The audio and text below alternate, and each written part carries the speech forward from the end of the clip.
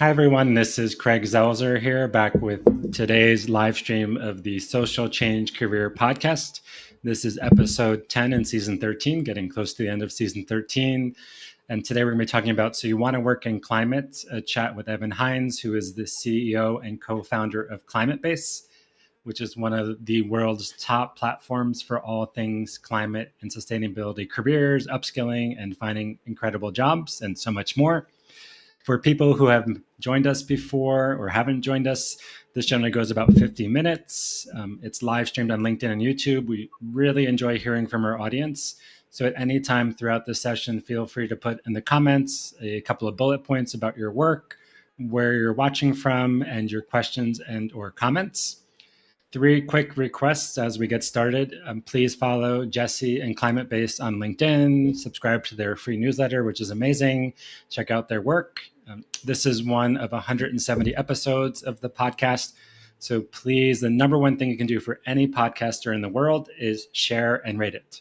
So if you like this, you can go to PCN Global or any podcasting platform to find the other episodes and search by sector. And we interview impact investors, engineers for TAIN, check for social impact, heads of foundations, INGOs, anything you can imagine, all looking at how to upskill for impact, their journeys and their cautions.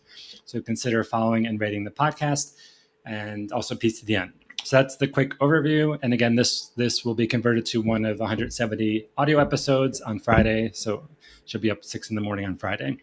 So Climatebase is globally recognized as the leading platform for climate careers. I've kind of already said that. Millions of people use Climatebase to discover and apply to hundreds of thousands of jobs, and over 120,000 climate professionals, students, and innovators get their weekly newsletter. It is really cool. So subscribe. Beyond its jobs platform and newsletter, Climatebase also has the Climatebase Fellowship, which they're recruiting for their 7th cohort starting in the spring, and is a great place to upskill. The fellowship has graduated over 2,500 fellows from over 10,000 applications who've accelerated their careers in a variety of ways. In addition to his work at Climatebase, Evan's team organizes San Francisco Climate Week. There's also New York Climate Week, so we can talk about that. It's one of the largest climate summits in the world. He was born and raised in Berkeley, California, amazing place, and studied fine art and technology entrepreneurship. We'll have to talk about that combination at University of California, Santa Barbara. Before launching Climatebase, there's a team of 3 co-founders. He was a founding team member of a Y Combinator-backed edtech company, where he worked to expand technology education programs across the US and Asia. And basically, the mission of climate change is to mobilize as many people around the world to climate careers because the world's on fire. So that is it. And in full transparency, Climatebase will do a very small, let's say, paid post on PCDN for recruiting for their fellowship, but we'd be doing this podcast anyway. I'm based in Medellin, Colombia, and Evan, I assume you're in Berkeley today, or are you somewhere else in the world? No, I'm actually in San Francisco today. Okay. But fun fact, the person who is our director of our fellowship program, Veselina, who's originally from Bulgaria, she is going to be in Medellin for a few months beginning in January. So you two will have to meet up. Okay. Yes, connect. Yes, Medellin is an amazing city of innovation and challenges. So to start off in the world, we're going to ask lots of questions. And please, everyone watching now, let us know where your tips and questions and about yourselves. So I want to go back even further than college, but just to start off with UC Santa Barbara, fine art and technology, was that purposely chosen? Was it a dual major? Did you combine them? And what kind of skills did you develop to help you launch multiple companies?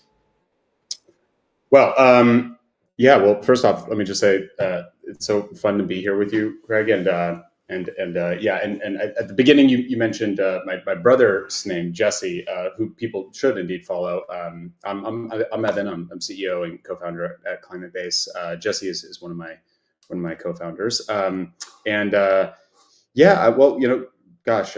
College. You're taking me way back. I don't know. I was always like, I grew up in a really kind of unique educational environment. So like Berkeley is, for those who don't know, kind of one of the original sort of hippie hotspots, dating back to the 60s. And my parents moved there from New York City in I want to say like mid 80s. And so, growing up in Berkeley, I was like very much sort of immersed in immersed in the uh, sort of Montessori pedagogical approach to education and skill development and learning. And I definitely sort of carried that, I would say, all throughout my career. And I mean, I grew up in a well, in Berkeley, but I actually went to school right outside of Berkeley in this tiny, tiny little community called Canyon, which is like literally literally a redwood forest, and a tiny, tiny school. Kindergarten through eighth grade. I don't think there was a single year where there was more than 60 kids in the entire school. So, like, I have a kind of a unique educational background even before college. In college, I just leaned into art because, quite frankly, that's really how I identified my whole life, and still do in some ways, as an artist. And painting and drawing was something I just always did. My parents loved to talk about how, like, even before I can remember any of this, I was just drawing all the time. And so I actually got into UC Santa Barbara originally as a fine art and marine biology double major. And that was, that changed basically the second I attended my first OChem class, and I decided, I don't think I'm gonna do the marine biology part. And so I took a little bit of time, and then landed on technology entrepreneurship because I was involved in starting a couple different sort of like ventures and entrepreneurial things while in college, including a screen printing company.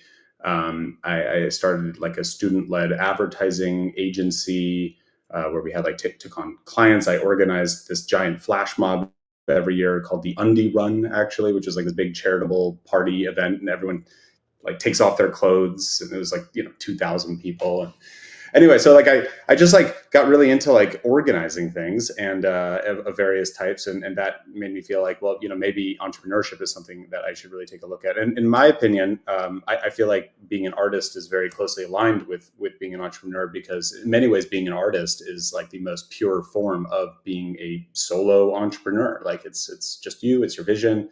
And you got to figure out a way of making that happen. I did not figure out a way of making that happen as an artist, or rather, I think I just got too scared. And so when I graduated, I decided to basically take the most tech-oriented job I could get. I found myself at Oracle, worked there doing technology, enterprise tech sales.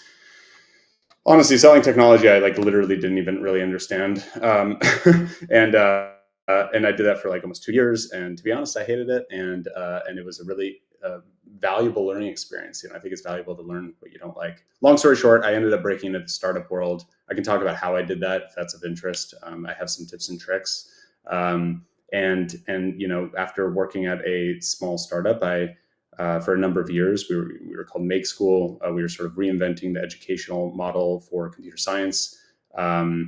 And we went through Y Combinator. We raised $20 million from Andreessen Horowitz and Kapor Capital and a bunch of other great investors. Alexis Ohanian, co-founder of Reddit, and it was great. I got to learn without being the founder myself. I got to learn so much about what it is to start a company because I was very early on the team, and that really is my very short career summary before starting Climatebase.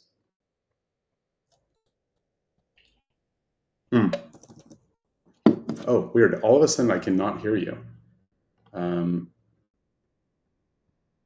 I was on mute for 1 second, just not background apology. So lots of great mentions there. So people who aren't aware, Y Combinator is one of the top accelerator incubators in the world, and has pioneered a lot of the models. They also have a lot of great free resources for founders. So if you're just looking to go for their free school, or you've got a startup, take a percentage of equity.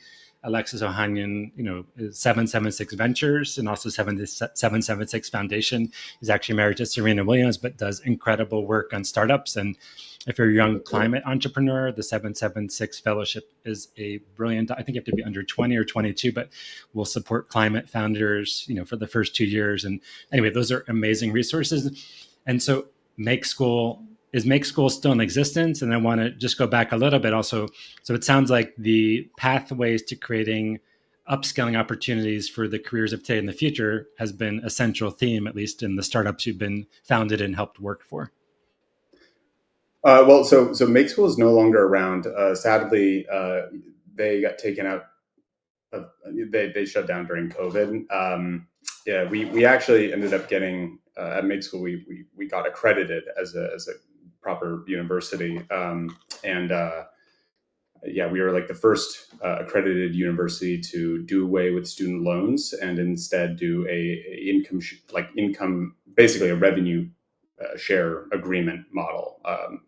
And so we were sort of pioneers in that new financial model for how institutions could do, an alternative to student loans. And anyway, long story short, yeah, that was one heck of an experience, and I had already left the company a few years before COVID hit. I was already working on Climatebase at the time it shut down, but it was an incredibly valuable experience, just spending like 3 years deep in the sort of deep in the intersection of innovation and education. And yeah, but sorry, there was another question you had. Remind me again.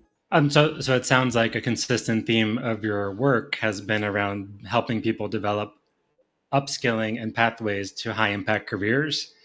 So obviously Make School, there's been a lot of boot camps, but one of the pioneers around income share agreements and Climatebase, different mission, but even more critical is like, how in the world do we help upskill the hundreds of thousands, if not tens of millions of people to fill jobs to create the solutions of today and the future? Yeah, I mean, and we need to do a lot around innovation when it comes to education specifically. Yeah, that's definitely been an interest. It's something I kind of fell into because, when I joined that other startup before, years before starting Climatebase, I didn't know really that education was going to be something I was so passionate about. But it was really through that experience. I mean, what drew me to that is like I am someone who graduated with tens of thousands of dollars in student loans, and so like I was really inspired by their approach to the financial model of what they were doing when it came to education, of like basically ensuring that the school had a very, very clear financial incentive to deliver results and strong outcomes, and that if they didn't, then they would have essentially failed their own bottom line as an institution, right? And so that model to me was just like, wow, this is incredible. Turns out there's we could dive into it a little bit if you want, but there's some challenges I think with the income share model, but like overwhelmingly, it's a much better model than taking out tons of student loans from Sally Mae. It's actually, the challenge is not in the model itself for students. It's actually great for students. It's really for the institutions. It's really hard to pull it off. They shut down during COVID because we had a full like in-person university campus here in San Francisco, and so we were venture backed and yeah. So anyway, but yeah, no, I mean, just helping people like navigate their careers, especially folks at the beginning of their career or looking to do a career shift, is definitely something that I discovered through that experience. It's like amazing and deeply fulfilling. And I kind of fell back into it, of course. I mean, fully have fallen back into it. But only because like I experienced a bunch of challenges myself as a climate job seeker in late 2018, 2019, that made me feel like, gosh, there's probably some important work to be done at the intersection of jobs and education and community and climate and sustainability. Okay. So really good things. One question I want to ask, and then we'll move more into climate-based and climate careers. And we've got people watching from DC, from Cameroon, from all over. So please keep letting us know where you're watching from, and welcome Saif and Ekemini.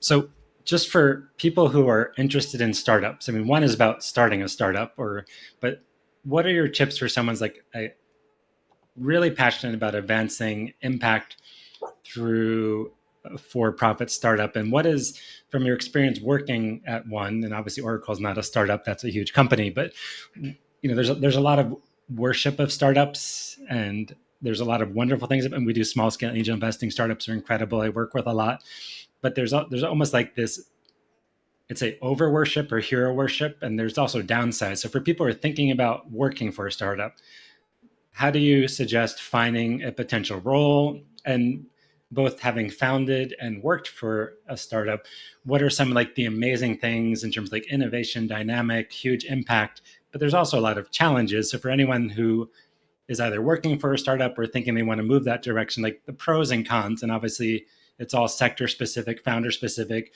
Is it bootstrap? Is it venture fund? Is it angel backed? Do you have grants? But just kind of like some of your reflections on the wonders and realities of being in the startup world. Yeah. Well, I mean, just know that if you're going to consider working for a startup, just be aware that the likelihood is that the startup's going to fail, and that along the journey, whether it fails or succeeds, you should expect it to be the hardest you will ever have to work. In fact, if you don't want to work really hard, like if you're not that passionate about what the startup's doing, or or you're viewing it as a stepping stone to something else, like my general advice is you probably should just not work for a startup. In my opinion, especially at the early stage startups, like really early stage, you should be only really looking to join that startup if you envision yourself being there for the long haul, if all goes well, um, and really try to think about that startup not just from, in my opinion, if it's a venture backed startup, right? If it's not bootstrap, and for what it's worth, Climatebase, we are like almost entirely bootstrap for the sake of convenience and simplicity. I tell people we are, because we never did like a full venture round or anything like that. We took a couple small angel checks at the very beginning. If it's venture backed, you really should be thinking about it, especially if it's venture backed, I should say. But perhaps always you should be thinking about where you're going to work at if you're looking at startups from the perspective of an investor.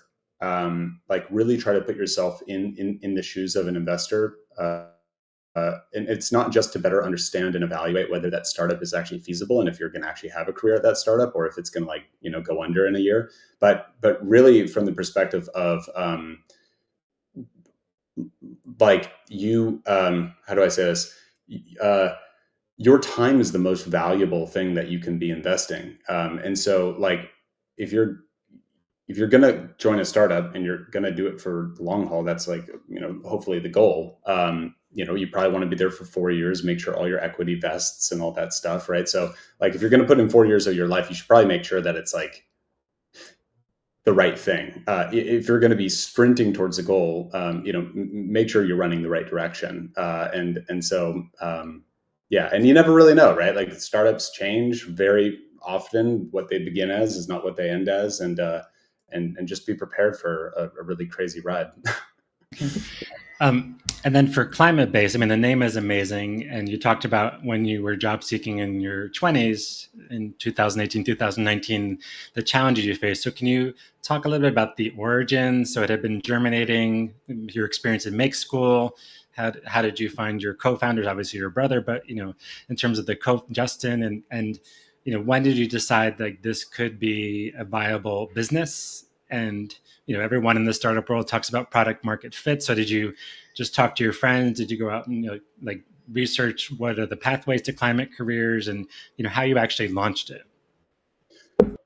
Well, I mean, I could talk about this for like an hour or two, but I'll try to make it as succinct. Basically, so my experience was basically, I had taken some time off after working at that other startup, and I was, just trying to figure out like, well, what do I do next? And I've always known that, for me, given my experience at Oracle, which I hated, which wasn't in any way mission driven or mission aligned for myself personally. Um, and through then my experience after at a very mission driven startup focused on education and doing something really challenging, right? Like trying to come up with a better model than student loans and a better pedagogical approach to education, like a whole bunch of different things that we were innovating on. I knew that whatever I was going to do next needed to be something that I felt very closely aligned with from like my perspective of like my morals, my concerns about what's happening in the world, and wanting to make sure that I'm figuring out a way of, taking my skill set, knowledge, work, time, and aligning it with, impact. and I just really couldn't think of anything more important and pressing to work on than climate change. And what my experience was as a job seeker was like everyone I talked to that was working in sustainability basically said, well, you'll probably need to go back to grad school, which was just like, for me, very untenable, given that I had finally just paid off that tens of thousands of dollars in student loans. And the idea of taking out more student loans to go back to grad school was kind of scary. And I was just like, that doesn't sound like what I should be doing. On top of that, I kind of learned that like it turns out a lot of sustainability consultants and professionals end up working in oil and gas, and like something about that also just didn't really feel right to me either. Like obviously we need good people on the inside of fossil fuel industries to help regulate and clean up, and like I'm in no way against anyone working for oil and gas companies on the sustainability side, but it just did not feel like the side of this that I really wanted to be on. I wanted to be on what is now I understand to be the side of climate that is focused on climate solutions. At that time, I didn't even have that language available to me, right? Like I really was just so early into this space on my journey, and I didn't know where to begin. So, okay, again, I'm going to try to make this short. Basically, what started off as a self-discovery and research project for myself as a job seeker, just like listing tons of different clean energy companies, and at that time they were still called like clean tech companies as well. And then realizing that there's actually like this whole space of organizations out there that are working as organizations at the organizational level. They are all working on climate and sustainability, and that they are hiring for a whole bunch of different kinds of roles that I would be in some cases qualified for without having to go back to reskill myself. And that to me was just like this moment of like, whoa, holy shit! Like no one's really like talking about that, because everyone I'm talking to is telling me that if I want to work in climate and sustainability, I got to become a sustainability specialist. And then also around that time, I was involved in the Sunrise Movement, the local chapter here in the Bay Area. I was like in the activism world, and I was, the Green New Deal was like this concept, and it was at the center of it was all about employment and good jobs that are good for the planet, and there was like no, like that was the rallying call, but there was no resources, literally none at all, being developed, by pretty much any of the organizations that were involved in pushing for a Green New Deal about like, okay, well, what about right now? Like, where can people right now get to work on solving climate change? Like what happens if we can't pass a new deal, a Green New Deal? Like I was thinking to myself, well, surely there's tons of jobs that people could be doing regardless right now. And that resource didn't exist. So, building out this giant list and then putting it in an Airtable and then sharing it with friends, what I experienced is that like a lot of people were starting to use this like directory of organizations, but there wasn't a dynamic way to show all those jobs in that Airtable. And so long story short, I convinced my brother Jesse at the time to team up with me, and that basically I said, hey, there's something here. I don't know what it is, but there's definitely something here, and we're going to figure it out together. And then we decided to actually just like test the waters in a big way. We basically launched as a event. We organized the world's first climate job fair. That was in spring 2019. And this is like a year before we went live with Climatebase as a platform. But we figured that would be a really good way of like sort of testing to see like, is this something that people are actually interested in? Because we figured if people show up and take time out of their actual day to like come in person, and if employers, show up and pay us to have a table at this event, then like we've kind of already proven a lot of what we didn't know, which is like, is there demand for people? Is it, or is it just us that wants a climate job, right? So like, do other people want it? And also like, would employers find that useful? And turns out the answer is yes, on both fronts. We had people, like hundreds of people showed up. Some folks drove down from Oregon. They were telling me others drove up from San Diego. And for those who aren't aware of like the geography, we're talking like 9-hour drives in some cases, right? So that was like a really strong signal, like, whoa, holy shit. Like people are like migrating across the state of California to like come to this like little tiny event that we, with no brand and no experience having done this before, put on. And then, the employers told us at the end of that day that, this was the best job fair that they had ever participated in, because they were meeting all these people who were like actually deeply interested in the work that they're doing. And especially for startups, jumping back to what you were talking about earlier, like startups don't want mercenaries. They want missionaries. They want people that are going to be with them for the long haul. And so mission alignment is very, very important when you're hiring at the early stage. So that was like the moment, I would say, where me and Jesse were like, okay, there's something here, and we're definitely now going to pursue this.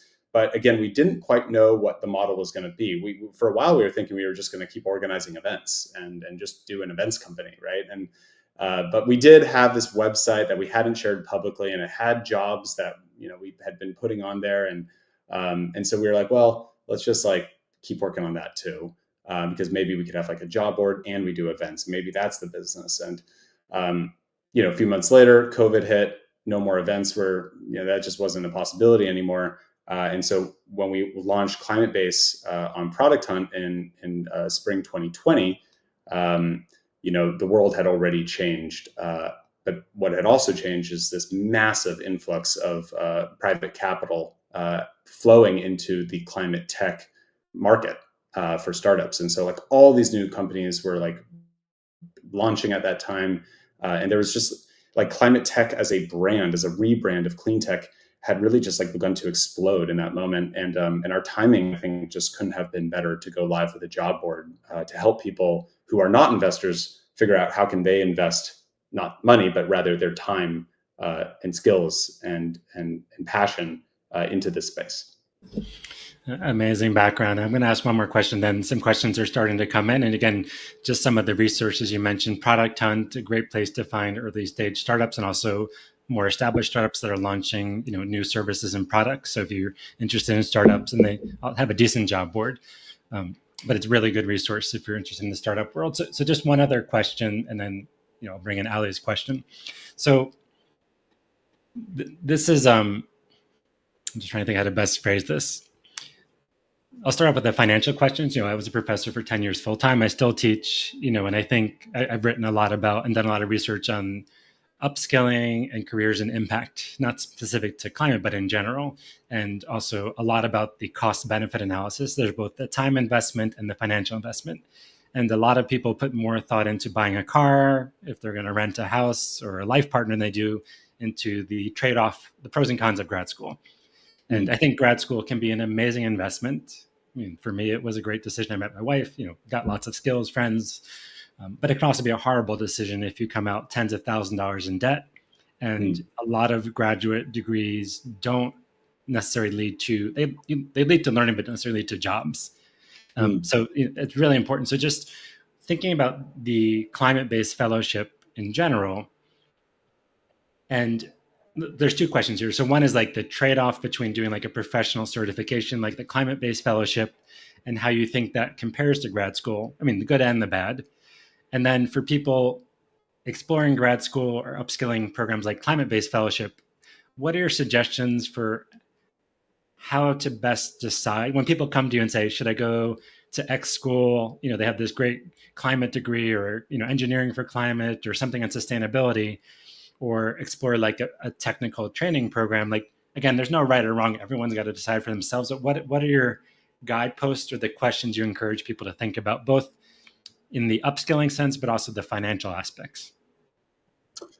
Well, look, I mean, I'll try to be as unbiased as possible, but it's hard not to be, because I'm so proud of what we do at Climatebase, and incredibly proud of the program that we built with the fellowship, which of course, like I wouldn't have felt comfortable taking on as something that we do had I not had many years of experience doing very similar things, but in a different area of focus. For software engineers, right?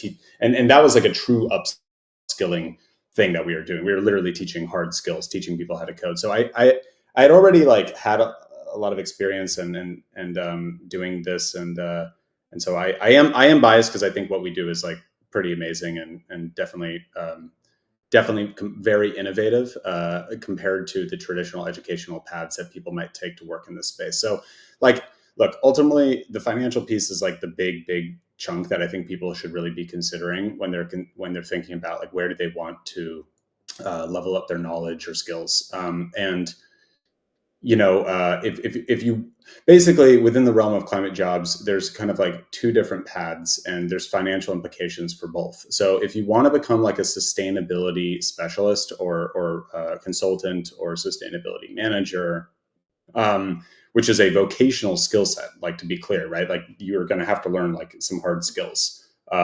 and that's also a very very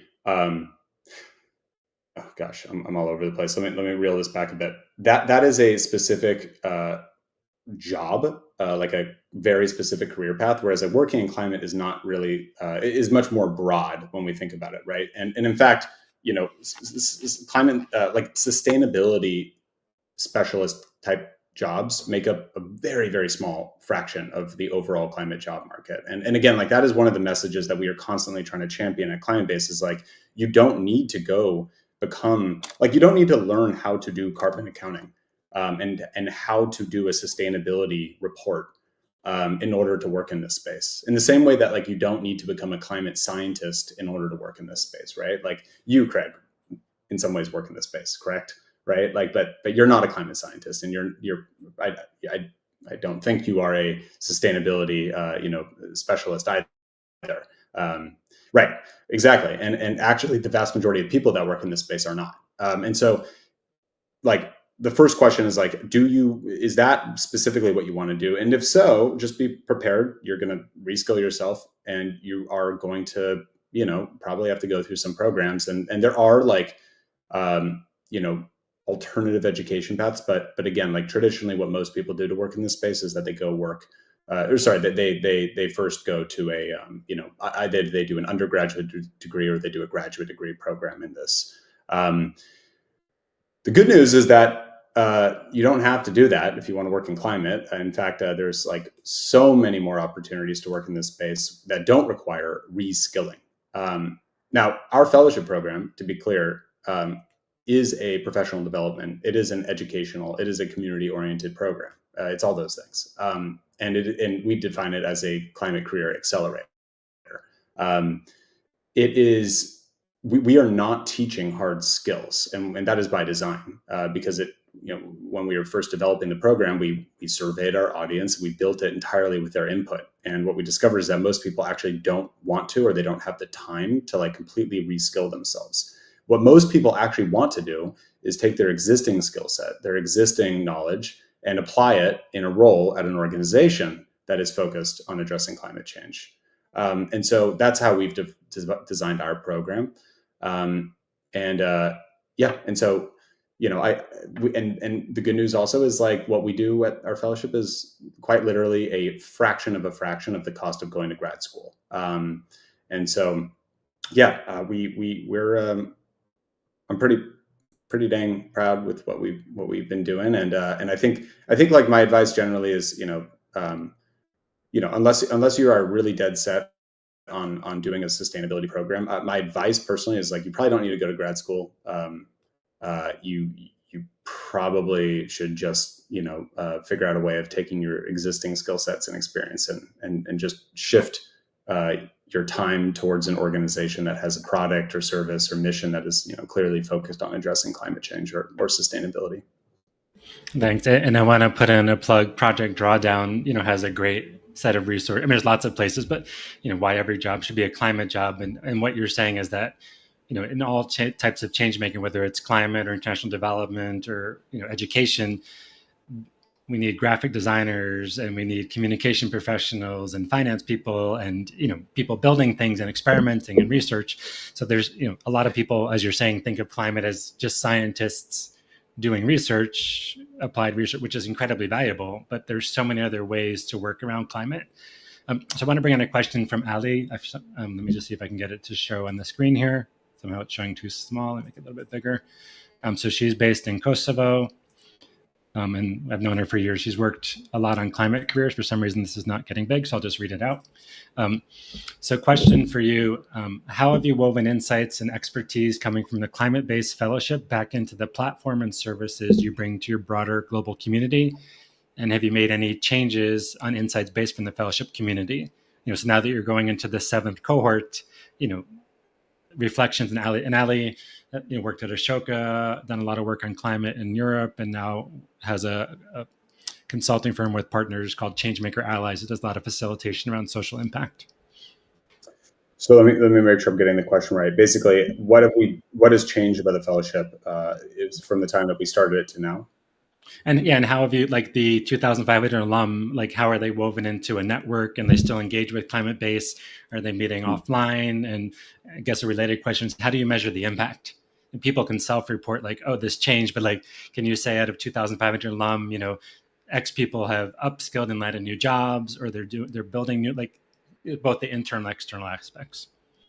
Yeah. So again, like we are not upskilling people Right. in the sense that, like, I mean, I know that, lots of people will use that term very loosely, but like I don't use that term loosely because I've actually worked and helped develop another Yeah. company that was doing educational programs that actually upskills, right? So teaching hard skills is very different than delivering knowledge, pairing that with community, bringing in speakers. Like we do a whole bunch of things, but we're not teaching any one specific skill because we have people in our program from all different types of backgrounds. We have lawyers, we have influencers, we have investors, we have early stage founders, we have engineers, designers. I mean, the list goes on. So like we're not here to teach one specific skill because we're building a program that people that our audience wants, and not being prescriptive and saying like, oh, you need to learn how to count up carbon, right? Like there are other programs for that.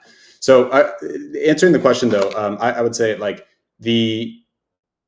well, first off, how we measure impact is largely just based off of what our fellows say after they've gone through the program.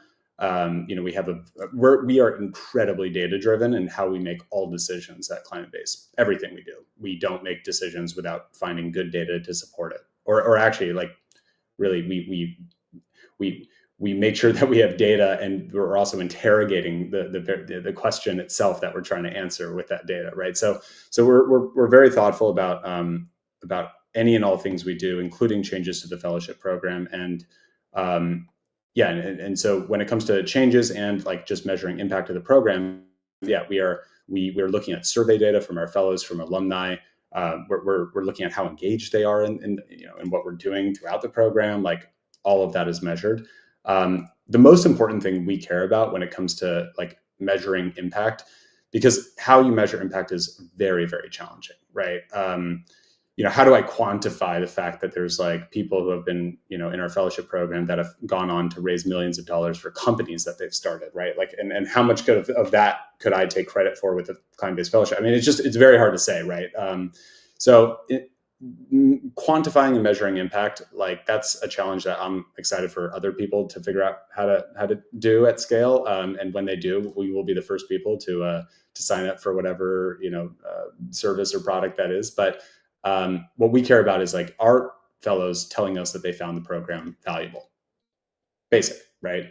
And overwhelmingly, people say that yes, this program is very, very valuable. And in fact, what I tell people is like, just don't even look at our stats. Like, I could tell you like the average score of our alumni is 9 out of 10, which I'm like very, very excited about. I could dive into our NPS and all these different numbers, but what I really tell people to do is just go on LinkedIn, type in, Climatebase, or rather, Climatebase Fellowship, or if you really want to do the search, you can type in fellowship as the keyword, and then you add a filter for post that also tagged Climatebase, and then you can see anyone that's tagged Climatebase and mentioned the word fellowship.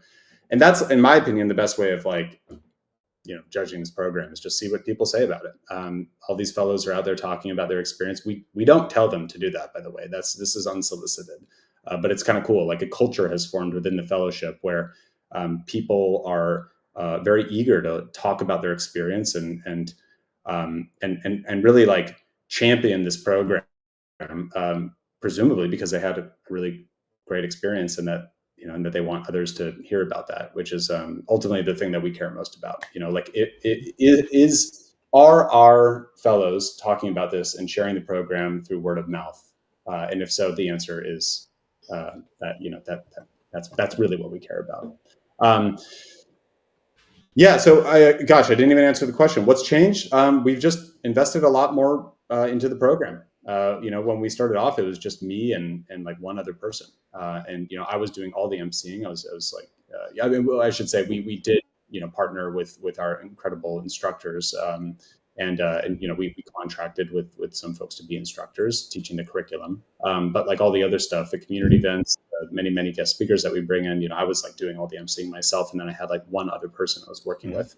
That other person is now leading the program entirely, and a whole team. And she has a team of like 5 people around her, and our team at Climatebase has expanded. And so that's allowed us to invest a lot more into like really fine tuning the program, I would say, um, and like doing things that can only be done when you have more than 2 people running a program. So. Thanks so much. A question. I was on a conversation today with an acquaintance who works in impact investing, and and we're investors in Carbon Collective. I think it's one of the best in the world. I'm a scout for them in terms of trying to push more capital in publicly traded companies. But what are your thoughts about? There's so much greenwashing in this field of climate, and so for people who are thinking about careers or in the careers, like how do you? And I've had alum. I taught a lot on business and conflict. So I've had alum go work for oil companies and, all those things. And there's a big question, is it better to work inside the system in a company that's actually destroying the planet to change it or mitigate it versus like challenge it? But just your thoughts on climate careers and, are most jobs that are labeled sustainability or climate just really climate light and they're not really transforming the system, and how people can decide the appropriate path, or at least if they really want to be on the side that's pushing the change, not to be just kind of a climate putting the stamp on, but really they're not changing anything. So I would not be willing to say that most sustainability jobs or climate jobs are greenwashing in any way. I would say it's likely the opposite. That there might be some of that out there, but like I mean, I know of this resource called Climatebase that has like 55,000 jobs in climate at organizations that have all been vetted. And like we occasionally do weed out orgs that are signing up. We've had that, right?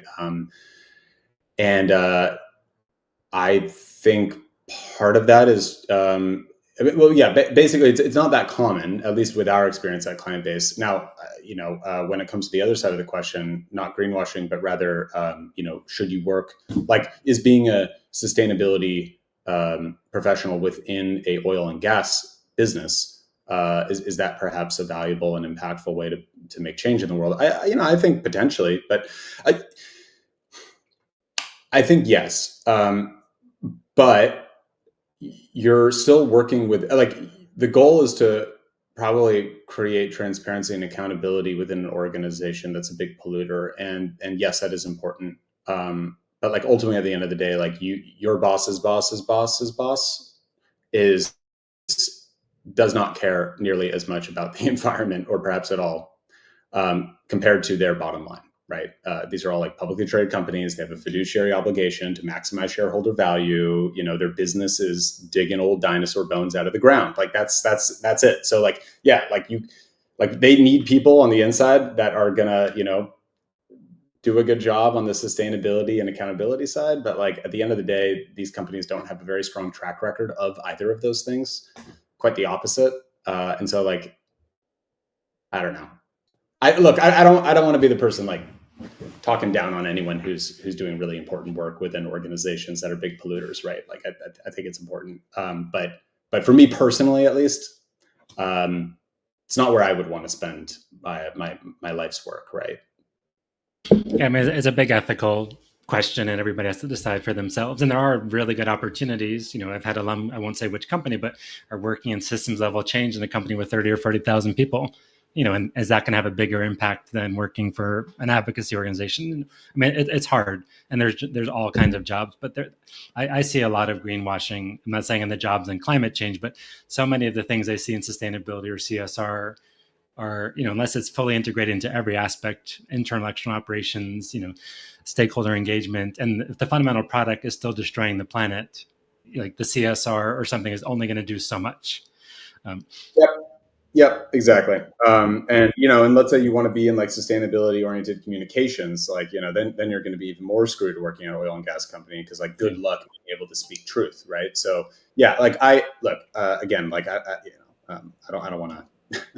Well, okay, what's really interesting? So like when we talk about like climate jobs, I mean, this is like something I really feel like I should just do a piece on this or something and just put it out there, even if it's a little spicy, even if it's a hot take, because I kind of have like I kind of take issue with the way that LinkedIn has like defined climate jobs to be, or like green jobs at least. It's super narrow, but it also includes like jobs at oil and gas companies, and it's like the pairing of it being such a narrow definition, where like their definition of green jobs is like it has to have a green skill. So like when we talk about the difference between like upskilling, right, versus not, like they are making their definition of green jobs like tied directly to this idea that in order to be a green job, according to LinkedIn's definition, you have the job has to require, like in order to get that job done, you would have to have a quote unquote green skill, which would be like carbon accounting. It'd be like life cycle analysis. It would be like, I mean, they have like other loose ones, just like water. I don't know what that means, but and then on top of that, it's like also like you just have to remember that like so many of the sustainability roles out there are at big polluting companies, and so in my opinion, it's like a really weird way of looking at this space. And again, like our message that we are trying to champion, and we pair this message with resources and community and product called Climatebase and all this stuff that we do, the SF Climate Week, right? But my message is like that is a way too narrow of a definition of what a green job is, and helping people understand that like there's so many ways of getting involved in organizations that are doing really important work in this space, and that you don't need a upskill. What you probably need is access to community, some inspiration, definitely knowledge. Knowledge is very, very important. Climate literacy, sustainability literacy, understanding the space, extremely important. But I totally disagree with LinkedIn's definition of what a green job is. Like that it doesn't capture it nearly as accurately as I think it could be. Do you have any data, if you think about, there's both the growing impact that Climatebase is having on others, but do you have any kind of estimate that if we can reach this number of people engaged in climate and sustainability, broadly speaking, like we'll be at some magical tipping point where maybe we'll hold below 1.5 degrees or so. I mean, obviously that's a big question, or like has the World Economic Forum or ILO or others kind of said this is the number of jobs that we need to kind of get to the point where we can make the change needed? Or is it more like an economic and policy calculation? Interesting. Well, I don't have a magic number. What I do know is this: when you ask companies that are working in this space, whether they're renewable energy companies, clean energy companies, whatever, or a climate tech company, or a environmental consultancy, like a lot of these folks are going to tell you, if you ask them what are their top challenges, many of them are going to point to hiring. And some have it harder than others when it comes to hiring. But the fact that hiring is consistently in the top 3 pain points that companies experience, and oftentimes, I will say this, oftentimes it's the number 1 pain point that any organization, regardless of whether they're in climate or not, hiring is always a big challenge, right? So my feeling is like, if these organizations that are working on developing climate solutions, whether they're policy, policy and research focused nonprofits, or if they're a climate tech company working on some innovation type thing, like that, if they're saying that attracting great people is a big pain point, then that means like that's a huge opportunity to drive impact, is helping those organizations hire people that are not only talented but also mission driven, are going to stick with them for the long haul. And mission driven job seekers and mission driven hires are far more successful. When you look at the data, they're 3 times as likely to end up in a leadership position after just 2 years. They're half as likely, so far less likely, I should say, to leave the organization within the first year, which is, of course, you want to avoid that when you're hiring. You would not want to hire someone that leaves quickly. And so, this is my the way I look at this is like, it's not about hitting some magical number. I think it's more about like recognizing that every bit of help that we can provide by pairing people that want to do this work with organizations that are doing this work, every bit of that is going to be impactful. Okay, so we have about 5 minutes left. I'll ask one more big question, then start wrapping up. And if anyone else wants to share, please put it in.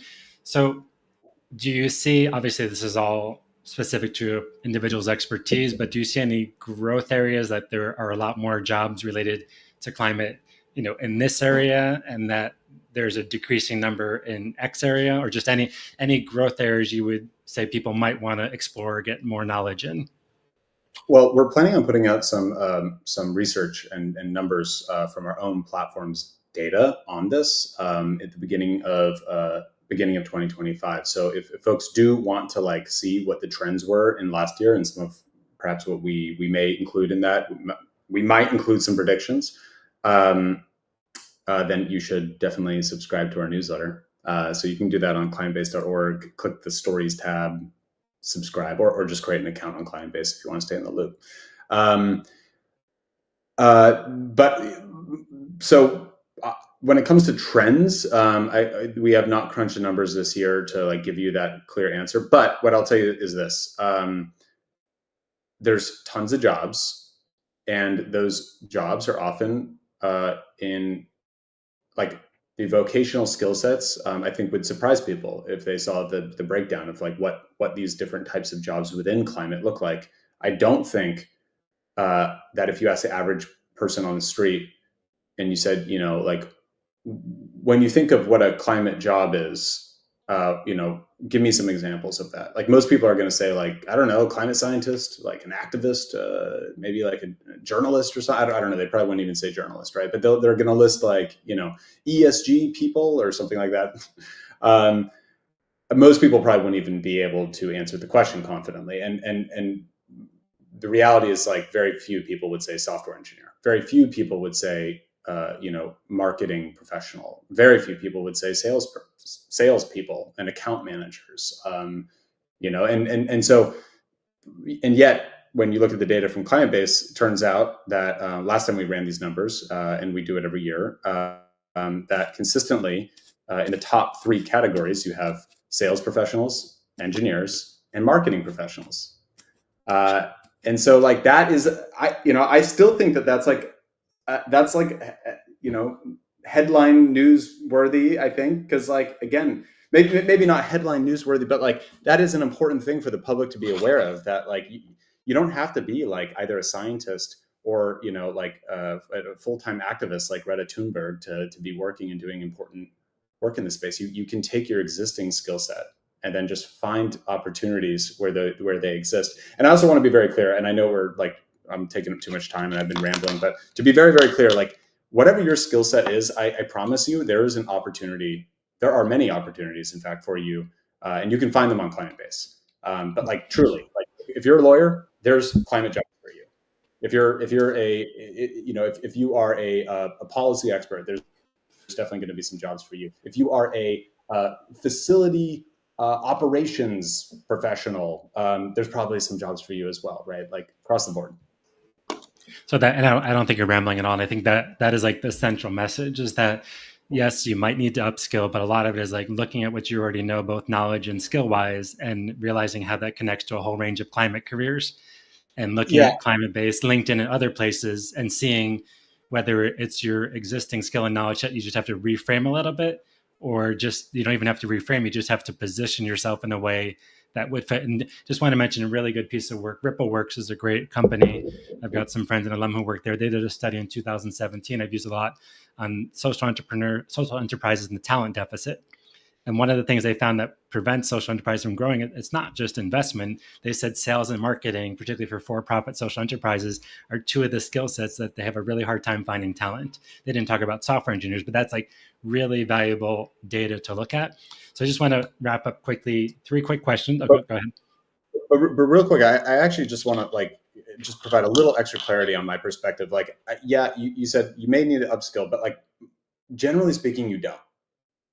like that's a reality. Like generally speaking, you won't need to upskill. It's only if you want to shift your professional skill set, right? So like if you've been a, say, product designer, I don't know, just for example, you've been a product designer and you want to work in climate, and also you don't want to be a product designer anymore, and you want to be a sustainability specialist, when you would need to upskill. The same way if you wanted to become a software engineer, you're going to have to learn how to be a software engineer, right? But like the point is that like you almost certainly do not need to do that.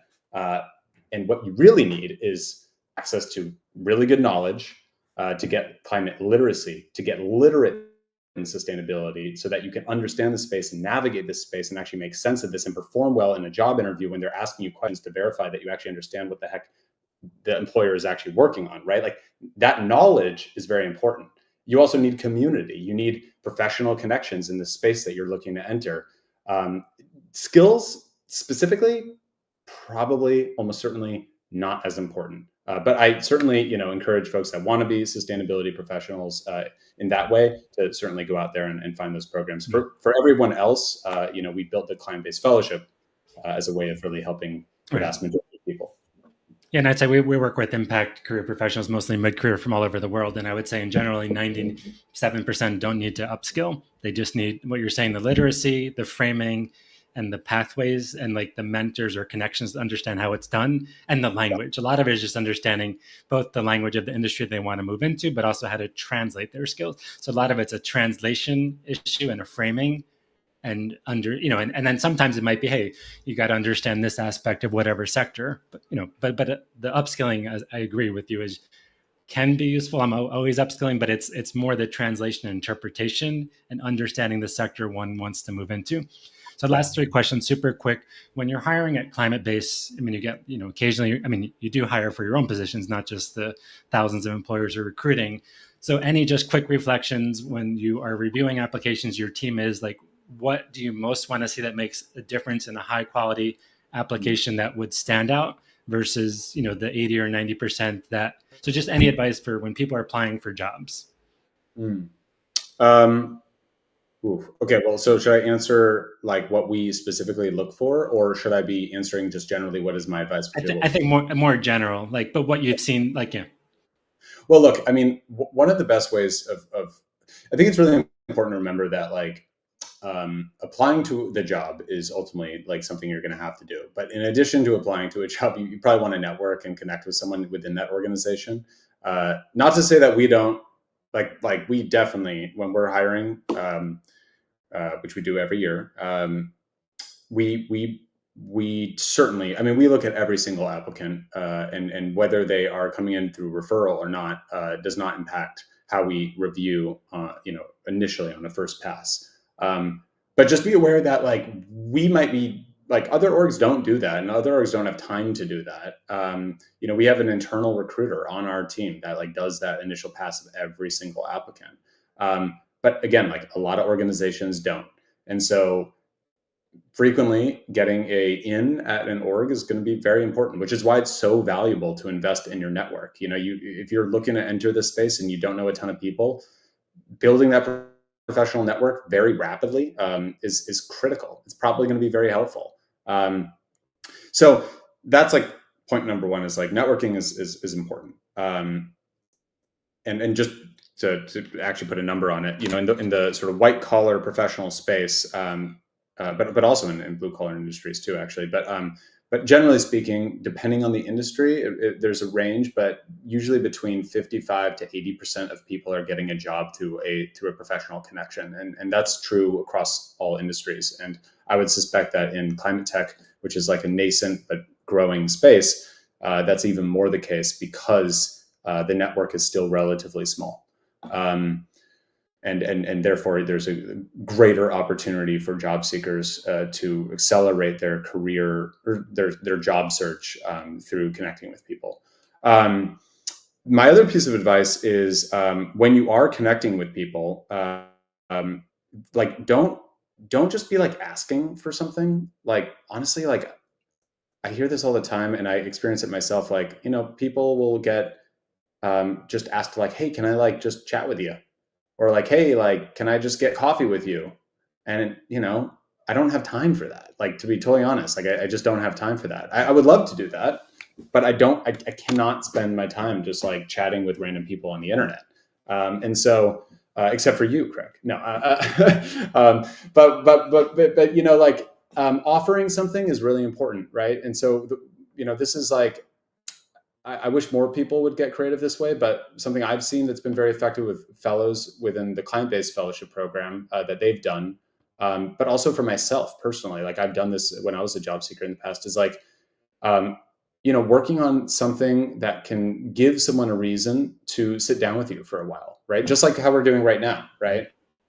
um, that is valuable for the person. It kind of like scratches their ego a little bit too, and so like when I was working at Oracle, I hated it. I was like, I got to get into startups. I know that that's like what's calling me. How do I break into this space? And so I just started working on a blog where I was interviewing, founders from Y Combinator that had recently graduated their cohorts, right? And they, I was like, hey, I'm doing this blog. You can see some of our stories over here. We'd love to feature you, right? Can we sit down for a conversation? If I had to do it all over again, I'd probably do something like this right now, like a video, live stream, podcast. There's so many tools where you can take conversations and just create content. And so like doing it that way and having something to offer, I think is really important if you want to sit down with people that could potentially, change the trajectory of your career. Um, and and also just like it's good for yourself as a job seeker to kind of like start building your brand in a space that you perhaps don't have already a ton of professional experience in, by really treating it as like a passion project, and developing your sort of experience, that way first. And then hopefully, you will find yourself in a position that many client-based fellows have when they've been working on blogs and podcasts, where, as a result of having those conversations with people that are, doing cool, impressive stuff, then next you're being offered a job. So that, yeah.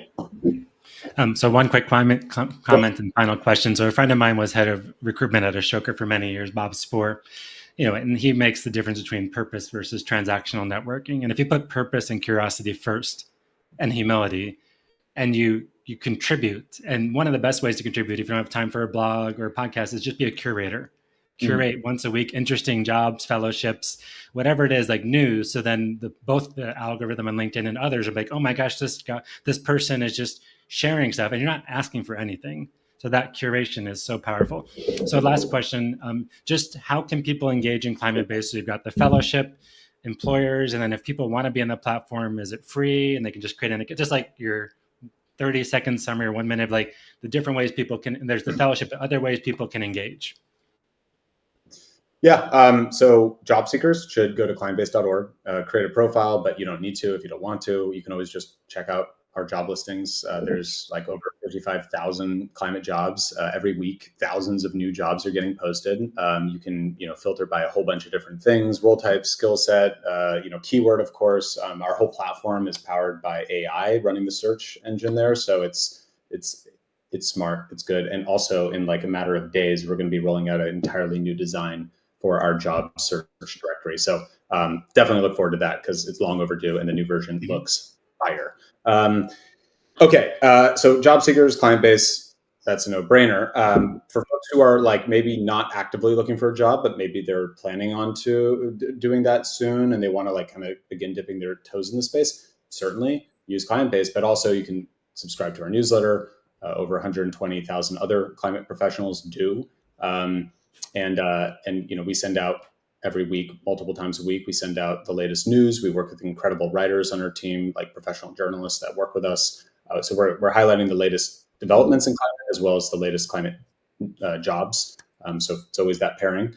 And also, our fellowship program is a fantastic opportunity, not just for job seekers, but also like people who've been working in the space already. In fact, nearly 50% of, actually, sorry, over 50% of our alumni had already had some climate or sustainability experience, whether professionally or in their educational path, prior to joining the Climatebase Fellowship.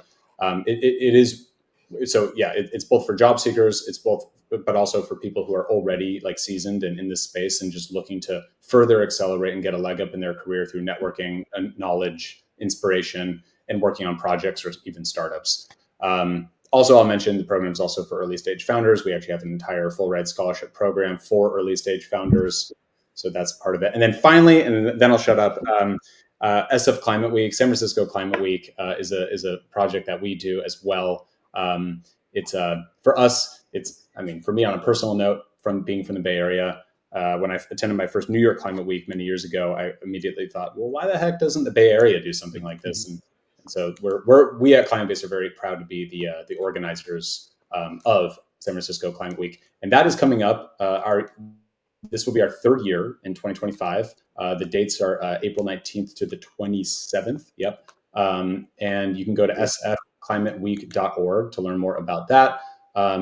Last year, our first year was 7,000 attendees and just over 100 events. Last year was our second year, and we had nearly 20,000 attendees and over 353 events. This year, I'm not predicting linear or certainly not exponential growth, but I would suspect it'll probably be like 25 to 30,000 people and probably well over 450 events. So, and I can tell you right now, things are moving very, very quickly already. There's huge momentum around it coming into this year.